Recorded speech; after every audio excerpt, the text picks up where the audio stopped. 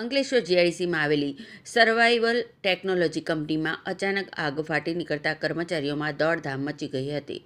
આગ લાગતા કંપનીના પરિસરમાંથી ધુમાડાના ગોટેગોટા આકાશમાં ઉડતા નજરે ચડ્યા હતા, જેના કારણે લોકોમાં ભયનો માહોલ સર્જાયો હતો. ઘટનાની જાણ થતાં ડીપીએમસી ફાયર વિભાગના 2 ફાયર બ્રિગેડ તાત્કાલિક ઘટના સ્થળે દોડી આવી હતી. ફાયર બ્રિગેડના જવાનોએ ભારે જહેમત બાદ આગ પર કાબૂ મેળવી લીધો હતો, જેના કારણે આગ વધુ ફેલાતી અટકાવી શકાઈ. સદનસીબે આ ઘટનામાં કોઈ જાનહાનિ થવા પામી ન હતી. આગ લાગવાનું ચોક્કસ કારણ હજી સુધી જાણવા મળ્યું નથી. આગ અંગે સંબંધિત તંત્ર દ્વારા વધુ તપાસ હાથ ધરવામાં આવી છે.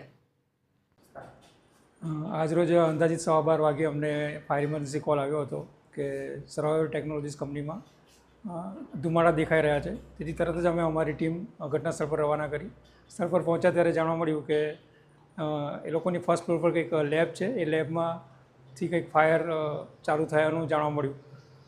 એકદમ ચોક્કસ રીઝન નથી ખબર, કદાચ ઇલેક્ટ્રિકલ શોર્ટ સર્કિટ હોઈ શકે, કારણ કે અત્યારે હવામાન ગરમ ખૂબ જ છે અને એના લીધે આ થઈ શક્યું, બની શકે એવી શક્યતા છે. અને અમે લગભગ 3 જેટલા ફાયર ટેન્ડર લઈ ગયા હતા, પણ 2 જેટલા ફાયર ટેન્ડરની મદદથી અમે આગ પર સંપૂર્ણ કાબૂ મેળવી લીધો હતો. અંદાજિત અડધો પોણો કલાક જેવું અમને લાગ્યું હતું.